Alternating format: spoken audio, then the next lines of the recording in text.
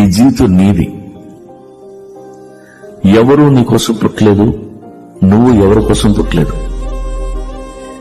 ఏం చేసినా నీకోసం చెయ్యి, నచ్చిందే చెయ్యి, నీకు నచ్చినట్టే బతుకు. ఇంట్లో వాళ్ళతో జాగ్రత్తగా ఉండు. విలువ లేని చోట మాట్లాడకూడదు, ప్రేమ లేని చోట ఆశ పడకూడదు, దూరం పెడుతున్న వారికి దగ్గర అవ్వకూడదు, నిర్లక్ష్యం చేసే వారి కోసం ఎదురు చూడకూడదు, భారం అనుకునే వాళ్లతో భావాలను పంచుకోకూడదు, మనకి కానిది దేనిపైన ఆశ పెంచుకో. జీవితంలో ఒకటి గుర్తుపెట్టుకో, మన దగ్గర అన్ని ఉన్నప్పుడు వచ్చేవాళ్ళు నిజం కాదు. మన దగ్గర ఏమీ లేదని తెలిసిన మనతోనే ఉంటారు చూడు, వాళ్ళ నిజం. వాళ్ళ ప్రేమ నిజం, వాళ్ళ కోపం నిజం. అలాంటి వాళ్ళని వదులుకోకూడదు.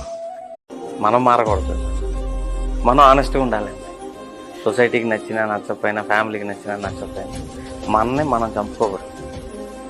చాలామంది ఏం చేస్తారంటే సొసైటీ కోసం, ఫ్యామిలీ కోసం, ఫ్రెండ్స్ కోసం, ఉద్యోగం కోసం, బతకటం కోసం వాళ్ళ యాక్చువల్ గుణాలని చంపేసుకుని వేరే విధంగా బతుకుతుంటారు. అంటే బతికున్న శవాల కింద లెక్కలు. నేను అలా చేయలేను, నాకు రా. జరిగిన దాన్ని మర్చిపోవాలి, జరుగుతున్న దాన్ని గమనించాలి, జరగబోయే దానికి సిద్ధంగా ఉండాలి. అప్పుడు జీవితం చాలా ఆనందం. నిందిస్తే నిందించని, ఎగతాళి చేస్తే ఎగతాళి చెయ్యని, విమర్శిస్తే విమర్శించని, అబద్ధ ప్రచారాలు చేస్తే చెయ్యని. ఏం పర్వాలా, అదిగో పైన ఉన్నాడు.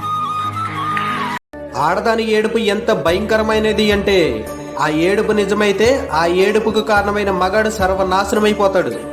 ఆ ఏడుపు అబద్ధమైతే ఆ ఏడుపుని నమ్మిన మగాడు అన్నీ కోల్పోయి నడి రోడ్డున పడతాడు. మగాడు పొగడ్తలు, ఆడదాని ఏడుపు ఒకరినొకరు లొంగ తీసుకోవడానికి చేసే మాయాజాలం. నమ్మకండి.